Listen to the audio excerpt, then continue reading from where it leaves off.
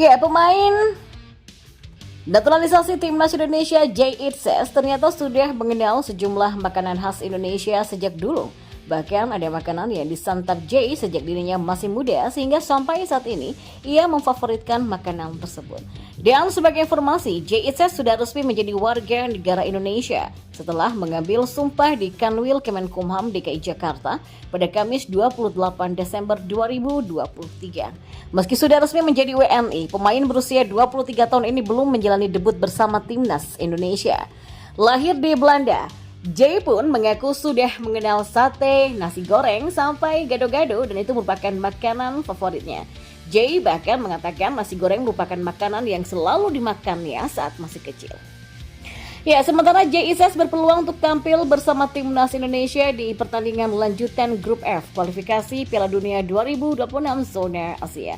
Ya, kemungkinan akan debut bersama skuad Garuda ketika menghadapi Vietnam di Stadion Utama Gelora Bung Karno pada 21 Maret 2024 nanti.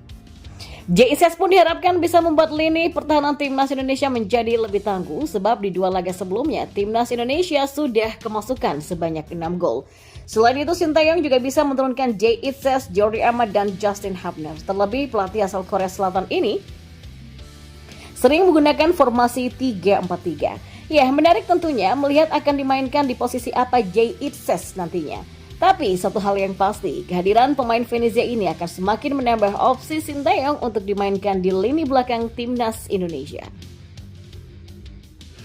Dan kita beralih ke informasi bola yang lainnya.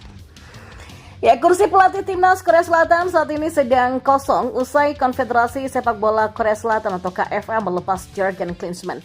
Klinsmann harus angkat kaki setelah Korea Selatan gagal melaju ke babak final usai ditumbangkan Yordania dengan skor 0-2 pada Piala Asia 2023. Beberapa kandidat nama pelatih pun mulai muncul ke permukaan untuk menukangi Korea Selatan. Salah satunya adalah pelatih timnas Indonesia, Sintayong. Sintayong dinilai banyak kembali menjadi pelatih Korea Selatan. Pasalnya Sintayong pernah menjadi pelatih Korea Selatan di Piala Dunia 2018 silam. Ya, meski begitu KFA masih belum bisa membawa Sintayong untuk menjadi pelatih Korea Selatan. Sebab Sintayong masih punya durasi kontrak bersama PSSI sampai Juni 2024 dan PSSI masih meminta Sintayong untuk memimpin timnas U23 Indonesia yang akan tampil di Piala Asia U23 2024. Nah, turnamen yang digelar di Qatar ini akan dimulai pada 15 April sampai 3 Mei 2024. PSSI dan Sintayong sepakat untuk membuat timnas U23 Indonesia melaju ke babak 8 besar Piala Asia U23 2024. Jika gagal, maka kemungkinan besar PSSI tidak akan memperpanjang kontrak Sintayong lagi. Sebelumnya Sintayong telah menyelesaikan satu tugasnya kepada PSSI, yakni membawa timnas Indonesia lolos ke babak 16 besar Piala Asia. Meski target itu dicapai, nasib Sintayong untuk mendapatkan perpanjangan kontrak sampai 2027 masih belum bisa dilakukan karena melihat hasil dari timnas U23 Indonesia nantinya. Nah, media asal Korea Selatan Never Sport menilai KFA harus segera bergerak cepat apabila menginginkan Sintayong kembali. Bahkan kalau bisa, KFA harus mengeluarkan uang penalti kepada PSSI untuk membawa Sintayong ke Korea Selatan. Ya, KFA memang harus mengeluarkan uang lebih kepada PSSI karena Sintayong masih ada kontrak. Gerak cepat yang dilakukan KFA ini tentu saja agar Korea Selatan bisa segera punya pelatih kepala untuk tampil di kualifikasi Piala Dunia 2026. Nah, KFA tentu saja menargetkan Korea Selatan untuk bisa tampil di Pildun 2026 yang akan digelar di Amerika Serikat, Kanada, dan Meksiko. Tanpa pelatih kepala, maka akan ada kesulitan yang bisa dihadapi oleh tim berjuluk Taeguk Warriors tersebut. Ya, pelatih timnas Indonesia sekarang Sintayong juga berpengalaman di timnas Korea Selatan. Pernah memimpin di Piala Dunia Rusia dan memimpin kemenangan atas Jerman di babak penyisihan grup. Dan keuntungan terbesar dengan pemilihan Sintayong adalah dia memiliki pengalaman melatih semua pemain kunci tim nasional Korea Selatan saat ini termasuk Son Heung-min. Dan pelatih Sintayong memimpin Indonesia selama lebih dari 3 tahun sejak 2020. Sintayong meraih prestasi pamungkas dengan melaju ke babak 16 besar Piala Asia. Dan jika KFA bisa menyelesaikan masalah seperti penalti dengan PSSI, maka kini adalah waktu terbaik bagi sepak bola Korea untuk mendatangkan kembali Sintayong. Tulis Never Sport. Dan seperti diketahui, PSSI sudah bekerja sama dengan Sintayong sejak Desember 2019. Dan selama 4 tahun ini masih belum ada gelar juara yang disumbangkan Sintayong kepada timnas Indonesia. Adapun Sintayong sempat mengatakan bahwa ada tawaran dari sejumlah sejumlah negara di Asia untuk menjadi pelatih kepala. Pelatih berusia 55 tahun ini memastikan tidak akan lagi menjadi pelatih di Asia Tenggara karena menghormati timnas Indonesia. Dan informasi selanjutnya, winger Persik Kediri Irfan Bahdim mengakui jika Altaf Indi Al-Rizky harusnya masuk ke radar timnas Indonesia. Altaf menunjukkan kelasnya saat duel Persis Solo melawan Persik pada Sabtu 24 Februari. Bermain dari menit pertama, dia sukses menjawab dengan 1 gol dan 1 assist di liga tersebut.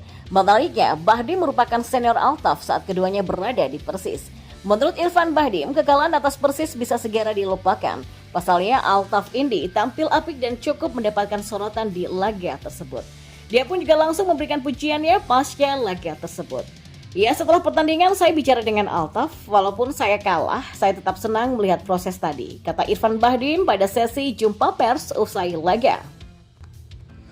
Mantan pemain andalan timnas Indonesia ini juga memberikan banyak masukan kepada pemain berusia 21 tahun tersebut. Di antaranya terkait beberapa hal yang harus Altaf perbaiki agar jadi lebih baik lagi. Dan masih berusia muda, Altaf masih punya banyak kesempatan di masa depan. Penampilan winger muda Persis di laga ini juga bukti bahwa dia sudah berkembang.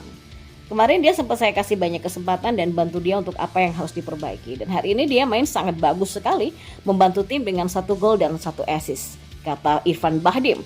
Dan Irfan Bahdim melanjutkan, kesempatan di timnas Indonesia masih terbuka untuk Altaf. Syaratnya dia harus terus belajar dan membuktikan diri saat berada di lapangan. Nantinya bermain di skuad Garuda tinggal menunggu waktu saja.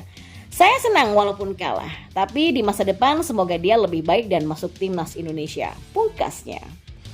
Dan di informasi bola yang terakhir, Justin Hubner pamer sensasi bermain di Piala Asia 2023 bersama timnas Indonesia kepada klub Liga Inggris. Ya, back timnas Indonesia Justin Hubner menceritakan kisah petualangannya bersama skuad Garuda ketika berjuang di Piala Asia kemarin. Dia menyatakan pengalaman itu sangat berharga dalam hidupnya. Hubner saat ini sudah kembali ke klubnya Wolverhampton Wanderers U21 setelah bermain bersama timnas Indonesia selama gelaran Piala Asia 2023 Qatar. Dalam gelaran Piala Asia, Justin Hubner mencatat 4 kali pertandingan menjadi starter. Menjadi andalan Sinteyong di lini tengah menjadi bukti Justin Hubner salah satu pemain masa depan Indonesia yang sangat penting. Piala Asia adalah pengalaman yang luar biasa. Ini adalah turnamen terbesar di Asia. Kami menghadapi grup yang sangat sulit melawan Irak, Jepang, dan Vietnam. Tapi saya pikir kami melakukannya dengan sangat baik, ujarnya. Justin Hubner pun lantas menceritakan betapa bangga dirinya bisa mengalahkan Vietnam. Sebab pada laga tersebut, Hubner sukses menjadi motor utama permainan Garuda di lini tengah bersama Ivar Jenner. Kami memenangkan 1 pertandingan melawan Vietnam sehingga kami lolos ke babak berikutnya. Secara keseluruhan, ini adalah pengalaman yang luar biasa dan saya senang menjadi bagian dari tim. Bahkan Justin Hubner menjadi pemain terbaik Piala Asia 2023 di matchday kedua ketika bertanding melawan Vietnam.